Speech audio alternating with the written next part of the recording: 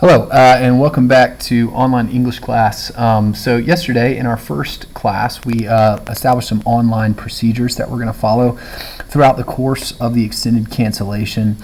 We looked at your Unit 5 study guide for your Unit 5 test, which is coming up at the end of the next full week of school. It's been trimmed down, streamlined some, but it's still we're still gonna take that test at the end of next week.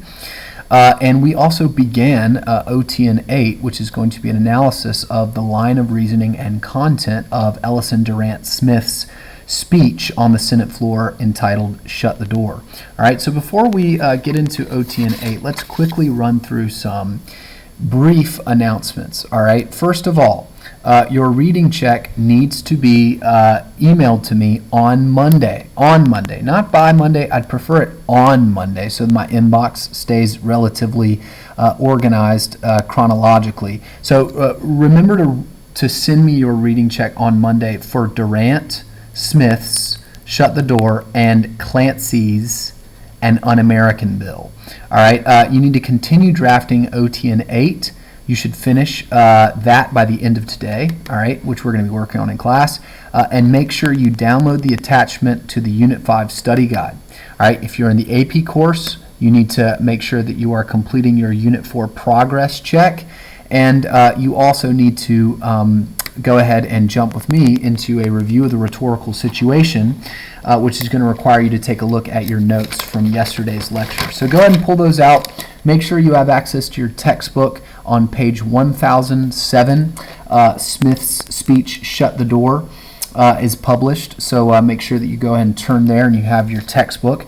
And let's look quickly at the rhetorical situation that surrounds the document that we're going to be studying today. All right, Ellison Durant Smith, U.S. Senator, lived from 1864 to 1944. He's a member of the Democratic Party. He's from South Carolina, and he's a notorious white supremacist arguing in favor of the passage of the Johnson-Reed Act. He is speaking on the U.S. Senate floor to an audience who is basically deliberating on whether or not they should pass the Johnson-Reed Act, which would establish race-based regulations for who can enter the country. All right. The subject here that's being discussed is whether or not specifically Asian immigrants and other non-white immigrants should be limited or completely banned from entering the country. All right.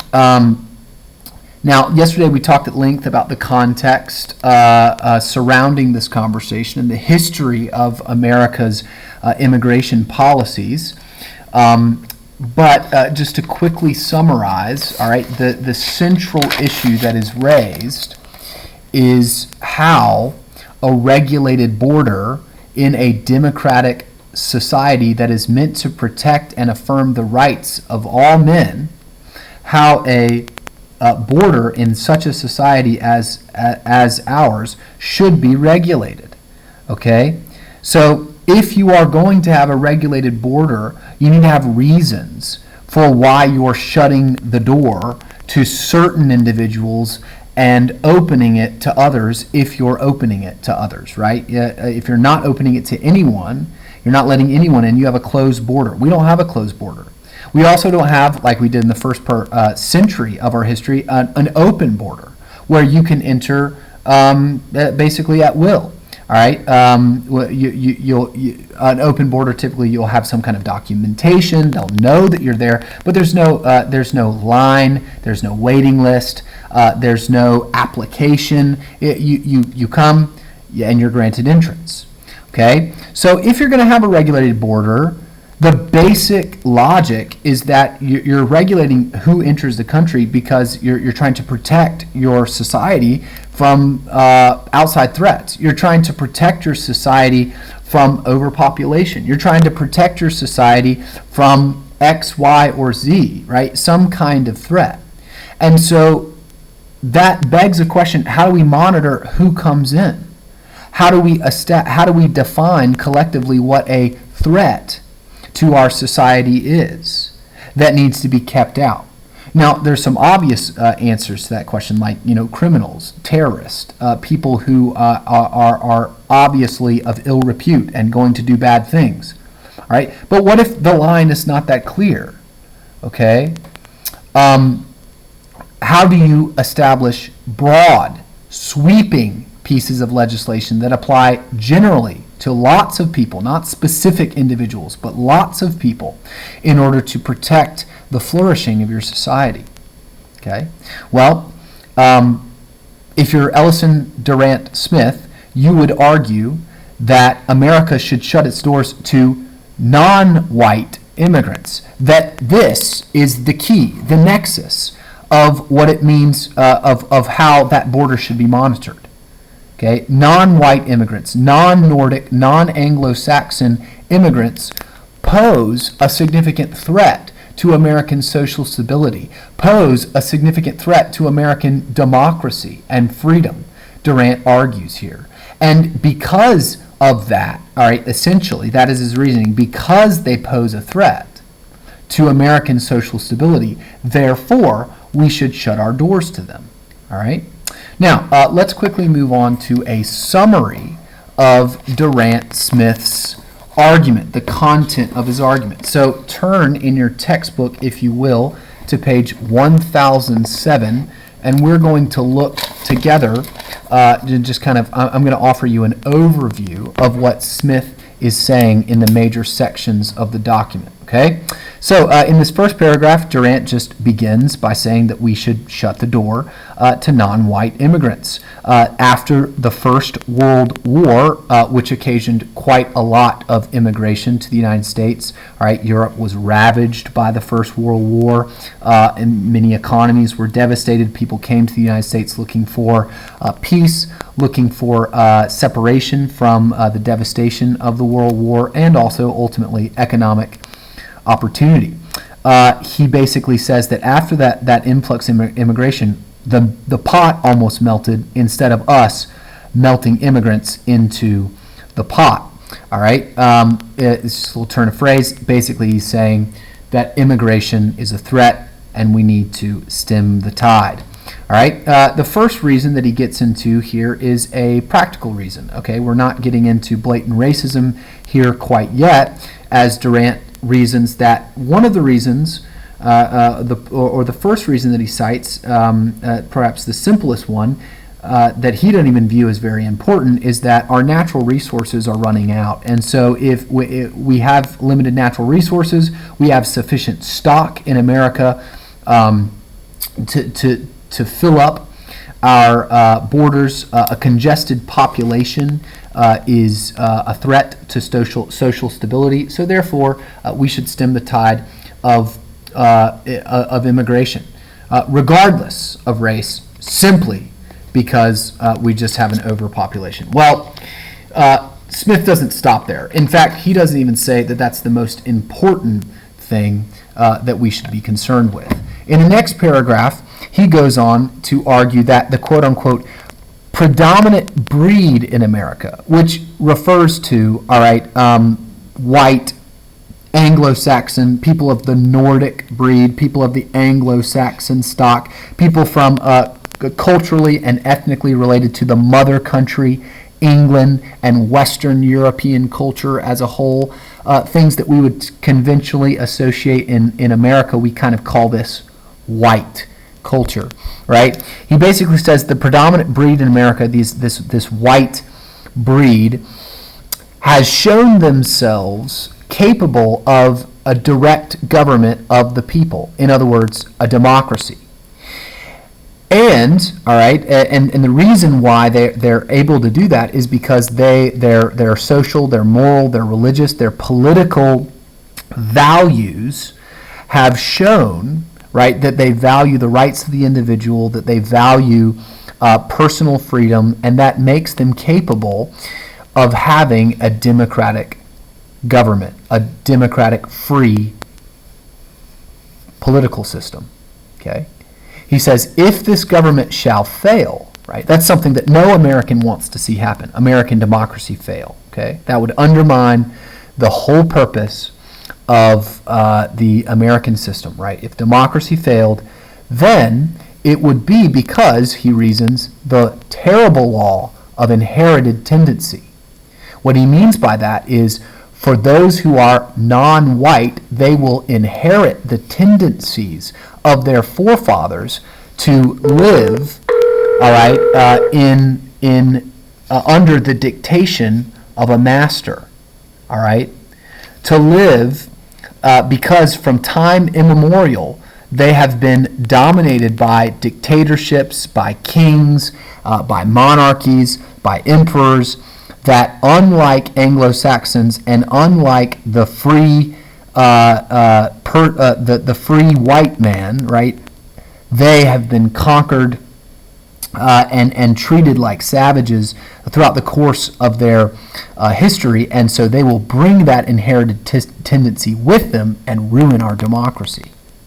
Okay, he goes on in the next paragraph to basically establish what he means by the predominant breed in America, which I've already articulated for you, but he basically says that we, as Americans, even if you're an Italian immigrant or a German immigrant or a son of the denizens of Africa, all right, so that what it really means to be an American, what it really means to be quote-unquote American is to have your cultural and hopefully your ethnic roots in the Anglo-Saxon stock, in the Nordic breed. And it is for the preservation of that splendid stock, all right, that has characterized us, that I would make this not an asylum for the oppressed of all countries. So in other words, I don't want America, and America can't survive if we're an asylum for the oppressed of all countries, but a country to assimilate and perfect that splendid type of manhood that has made America the foremost nation in her progress and in her power, and yet the youngest of all nations. Okay, so this rhetoric really sounds a whole lot like another very famous dude who was talking a lot in the early 20th century called Adolf Hitler. All right, that basically argued that what was best for the German people, just like Smith is arguing here, what is best for the American people is to cultivate a pure, unadulterated Anglo-Saxon Nordic breed. That's what the American identity is based in, this Nordic breed. And so preserving this breed, who have shown themselves capable of a direct government by the people, is necessary for protecting American democracy. Everyone wants to protect American democracy. So if indeed it is true that people of the Nordic breed and the Anglo-Saxon stock are uniquely capable of engaging in a direct democracy, then it therefore becomes logical to protect ourselves from non-white immigrants. Okay? He moves on in the next phase of the argument to basically articulate this concern a little more clearly, right? The structure of the essay or the speech as a whole is pretty convoluted. He certainly doesn't go in a nice chronological, organized fashion, but he kind of comes back to this point here where he begins to articulate the backside. Okay, if the Nordic breed, all right, if the Anglo-Saxon stock is capable of living and flourishing in a society that uses a direct government of the people, he basically continues to reason that those that are non-white are not. We don't want men, he says, like dumb, driven cattle from those nations where progressive thought of the times has scarcely made a beginning and where they see men as mere machines. All right, so perhaps he's thinking of imperial China. Perhaps he's thinking of East Asian nations that are less progressively democratic than the United States was in this period of time. Okay, and he says basically these men will come to the United States and bring with them their slavish inherited tendencies and become the slaves of the massive titans of industry that are in the modern age employing so many, all right, and expanding their power so much that I'm not making this up, Smith literally says they threaten our democratic government because of how powerful they are. Okay.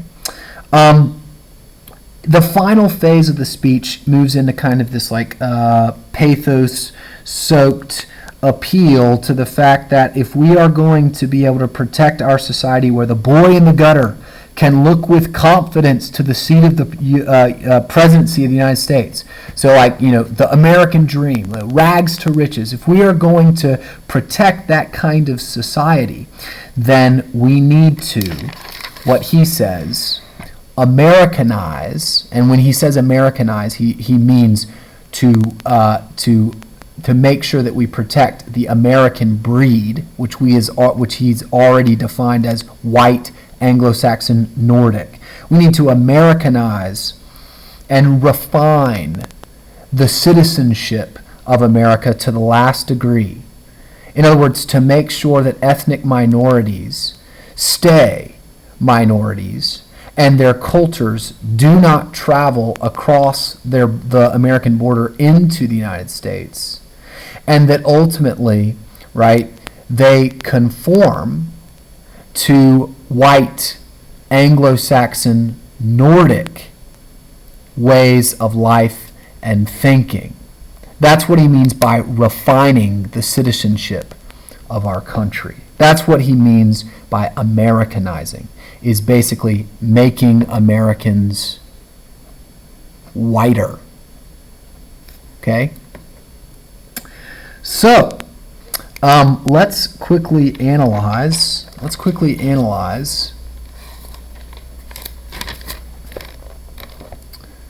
Smith's line of reasoning here.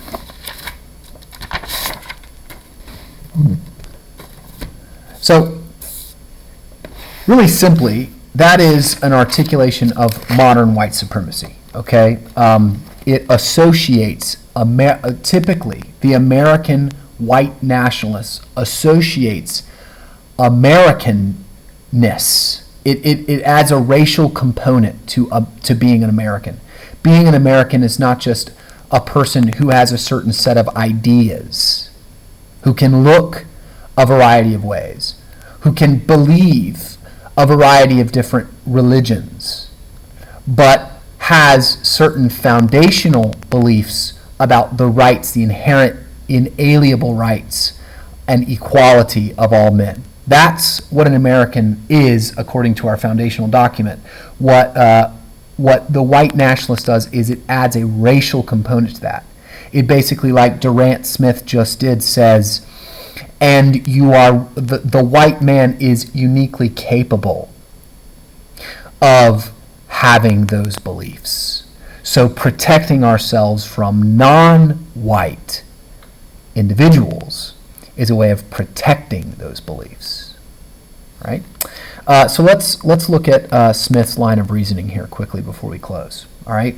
First of all, the central claim that Smith articulates is that we should shut the door to non-white immigrants. Okay, that's very simple. All right. The speech then offers a litany of supporting reasons, and by no means is Smith super clear about these. By no means is Smith's reasoning chronological. If this were an essay that he submitted for an English class, I would have given him a solid F, okay, for organization. But when we read between the lines, when we sort of put the puzzle pieces of his logic together, basically he's got a few supporting reasons, supporting arguments, all right, that affirm this central claim. So if we're using the Toolman model, this claim would be the therefore. Therefore, we should shut the door to non-white immigrants. And these supporting reasons would be our becauses. And these assumptions, indented here, would be our warrants or our senses, okay? So, supporting reason number one, we have sufficient stock to fill our borders, and we're going to run out of natural resources, causing social instability. Okay, this is obviously something the senators should be in careful thought about. How can we maintain social stability and economic flourishing for our citizenry? Well, Smith's first argument basically assumes that the United States is a predominantly agrarian society and economy, and land, which is an increasingly short supply, is a basic natural resource that we will need, and so we need to stem the tide of immigration. Now, that's actually not true. Okay, in the early 20th century, the United States was moving away from being an agrarian society to being a industrial society, an industrial economy.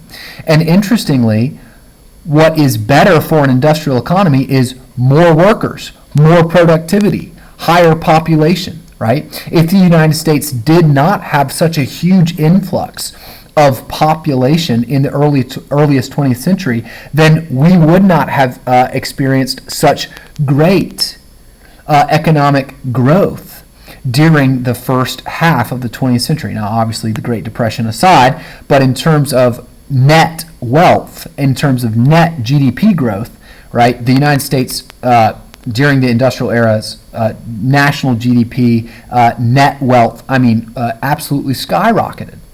And so, in other words, the natural resource question, right, which is meant to maintain social stability, is actually a misunderstanding. It's based on a false assumption that the United States is predominantly an agrarian society. So that's one weakness in his argument already off the top. Okay, but we haven't even begun to discuss the racial components of the argument. Okay, so next supporting reason, he defines the predominant breed of America, the Nordic, Anglo-Saxon, white, just effectively white. You can just call it white. All right, the predominant breed of America, the white individual, is capable of self-governance in a democracy. Why?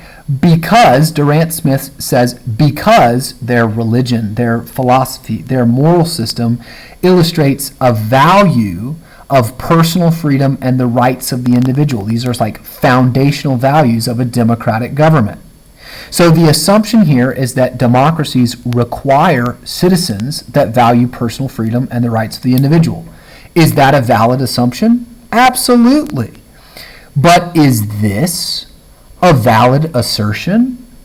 Is it true that white individuals have expressed an unequivocal and unique value of personal freedom and the rights of the individual? Well, I think Frederick Douglass would have a hard time accepting that line of reasoning. I think Harriet Tubman would have a hard time accepting that line of reasoning. I think members of colonial India who were under English control white Anglo-Saxon control for centuries, struggling against that control in pursuit of self-governance, in pursuit of exercising their personal freedoms to have a government to which they consented. I think they would have a hard time saying that unequivocally the Nordic Anglo-Saxon race has exerted a value of personal freedom and the rights of the individual throughout the course of history. Now, does that mean that white people are the devil? Is this Malcolm X's white devil mentality here? Absolutely not. Okay? The ideas of John Locke, the ideas of Thomas Hobbes, both of which were Anglo-Saxon white individuals who laid some of the foundations for personal freedom and the rights of the individual in the Western philosophical consciousness. Those guys were important, okay? Just as our founding fathers, guys like Thomas Jefferson, George Washington, Alexander Hamilton, exhibited a kind of valuation of personal freedom and the rights of the individual that were historically unprecedented. It doesn't mean that white men are devils, but it also is not unequivocally true that white individuals value these things uniquely or consistently. Okay. Second important assertion, all right, another supporting reason. The Nordic Anglo-Saxon breed of Americans are who made the young nation great. The assumption on which this assertion is based is that the nation's greatest achievements, obviously, and he doesn't even say this, right? But it's assumed, the nation's greatest achievements have been accomplished by those who are ethnically and culturally white. Now, is that true? Because if this is true, if the Nordic Anglo-Saxon white breed of Americans are indeed who made the young nation great, and we want to continue to be great, then it would therefore follow that preserving this ethnic breed is reasonable. This line of reasoning, however, breaks down if this assumption is not true. If the nation's greatest achievements have not exclusively been accomplished by those who are ethnically and culturally white. Adding an even more emphatic counterargument to this assumption would be the fact that American society for many years, including the first large portion, first century of the United States, non-white individuals were literally barred from making great or socially productive achievements because of racist, institutionalized racism. Okay, so is this true? If it is true, it's reasonable to shut the door. If it's not true, then the argument in favor of shutting the door to non-white immigrants begins to deteriorate even further. Okay. Next important assertion. Now this is just the inverse of this assertion. Non-white immigrants are not capable of self-government because non-white cultures do not value personal freedom and the rights of the individual. Okay. Same assumption is true here that would tie this to the thesis. Democratic societies require citizens that value personal freedom and the rights of the individual. America is a democratic society. Therefore, all right, barring people that cannot and do not value self-governments and democracy is a reasonable action, if indeed they are incapable of valuing personal freedom and the rights of the individual. Is that true? Off the top of my head, I can list a litany of non-white individuals from American and world history who have struggled and fought and even died for the preservation of personal freedom and the rights of the individual. Smith's logic is based on the assertion that non-white ethnicities, as a rule, cannot value those things.